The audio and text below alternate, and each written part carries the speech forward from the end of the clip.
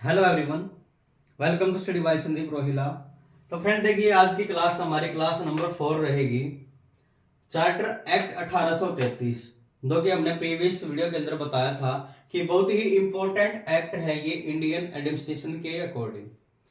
तो इसमें बहुत सारी चीजें हैं जो आपको एग्जाम के पर्पज से याद रखनी है। बहुत सारे कैसे जितने भी पॉइंट हम डिस्कस करेंगे आज की इस वीडियो के अंदर, मुश्किल से 5 से 7 मिनट की वीडियो रहेगी। तो जितने भी पॉइंट्स होंगे उनको डिस्कस करेंगे। वो सभी पॉइंट्स आपके इंपॉर्टेंट रहने वाले हैं। तो आप वीडियो को स्किप मत कीजिएगा, एंड तक देखिएगा।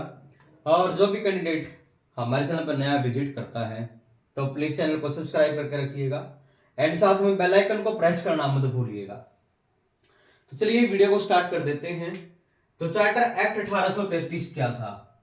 इसके अंदर सबसे पहले तो क्या किया गया, जो बंगाल का गवर्नर जनरल था उसको भारत का गवर्नर जनरल नियुक्त कर दिया गया था।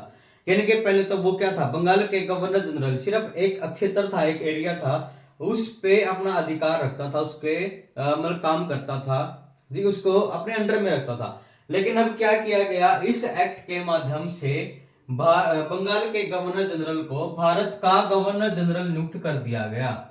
यानी कि बाबू पूरे इंडिया की देख रेख करेगा। इंडिया के अंदर जितने भी कानून हैं, जितने भी लॉज हैं, उनको इम्प्लीमेंट करने का काम कौन करेगा? Governor general of India. ठीक है, अब वो इंडिया का बन चुका है। पहले हमने बात की थी कि वो सिर्फ बंगाल का गवर्नर जनरल नियुक्त किया गया था, लेकिन अब क्या किया गया है, उसको इंडिया का गवर्नर जनरल नियुक्त किया गया है। कब, किस एक्ट के तहत किया गया है? चार्टर एक्ट 1833 के तहत। ठीक है, इतना क्लियर। उसके बाद अगर बात करते हैं, गवर्नर जनरल नियुक्त कर दिया तो किसको किया गया? जो पहला इंडिया का फर्स्ट गवर्नर जनरल था वो लॉर्ड विलियम बेंटिंक को बनाया गया था। किसको? Lord William Bentinck. जो लॉर्ड विलियम बेंटिंक है, इसको इंडिया का पहला गवर्नर जनरल नियुक्त किया गया। उसके बाद गवर्नर जनरल की एग्जीक्यूटिव काउंसिल में फोर्थ मेंबर, यानी कि इससे पहले 1833 का जो चार्टर एक्ट था, इससे पहले गवर्नर जनरल की एग्जीक्यूटिव जो उसकी कार्यकारिणी परिषद थी, उसके अंदर सिर्फ 3 मेंबर ही काम करते थे। लेकिन इस एक्ट के तहत फोर्थ मेंबर को ऐड किया गया। वो फोर्थ मेंबर कौन थे? Lord Macaulay. ठीक है, यानी कि इससे पहले सिर्फ 3 मेंबर थे, अब फोर्थ मेंबर को ऐड किया गया, लॉर्ड मैकाले को। और लॉर्ड मैकाले को आधुनिक शिक्षा का जनक माना जाता है। यानी कि जो मॉडर्न एजुकेशन है इंडिया के अंदर, एजुकेशन देने में मैकाले का बहुत ही बड़ा योगदान है। इसने अब इसको मैकाले को आधुनिक शिक्षा का जनक कहा जाने लगा चार्टर एक्ट 1833 में। ठीक है, उसके बाद बोला गया इंडिया में लॉज को संचालित और सुधारने के लिए एक विधि आयोग का गठन भी किया गया था। यानी कि एक जो बोल रहे हैं कि इंडिया के अंदर जितने भी कानून बनाने हैं या सुधारने हैं, उनको सुधारने का काम अब विधि आयोग करेगा।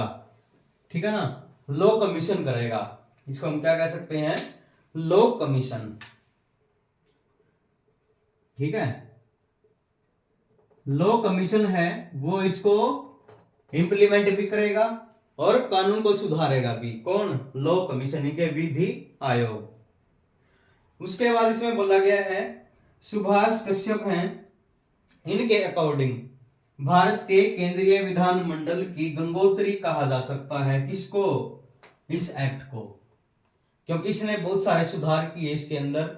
इंडिया में एडमिनिस्ट्रेशन चलाने के लिए जो भी पावर थी ब्रिटिश ईस्ट इंडिया कंपनी की, उसमें तो इस एक्ट को सुभाष कश्यप, जो कुछ सुभाष कश्यप है, आपको नाम याद रखना है, सुभाष कश्यप, इन्होंने केंद्रीय विधानमंडल की गंगोत्री कहा है। किस एक्ट को कहा है? चार्टर एक्ट 1833 को। क्वेश्चन आपके सामने ये आएगा कि भारत के केंद्रीय विधानमंडल की गंगोत्री किस एक्ट को कहा जाता है?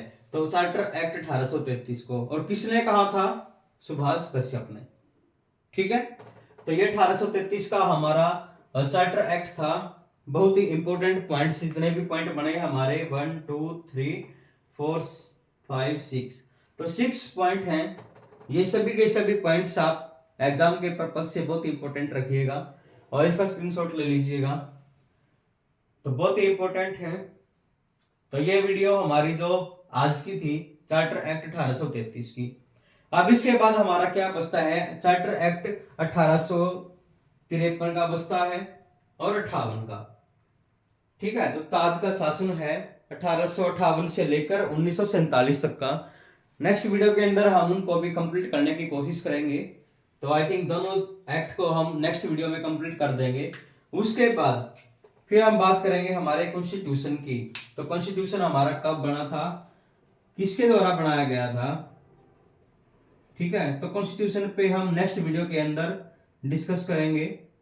तो उससे पहले हमें नींव का पता होना चाहिए कि भाई कॉन्स्टिट्यूशन को बनाया क्यों था, किस लिए बनाया गया था। तो कॉन्स्टिट्यूशन की जो नींव है इन एक्ट के माध्यम से की गई थी। ठीक है, तो नेक्स्ट वीडियो के अंदर हम कॉन्स्टिट्यूशन को डिस्कस करेंगे। तो तब तक के लिए आप चैनल को सब्सक्राइब करके रखिएगा एंड वीडियो को ज्यादा से ज्यादा शेयर करिएगा, लाइक करिएगा। एंड कोई प्रॉब्लम है, आपको कोई समझ में नहीं आया कुछ भी, तो आप कमेंट सेक्शन में बता सकते हैं।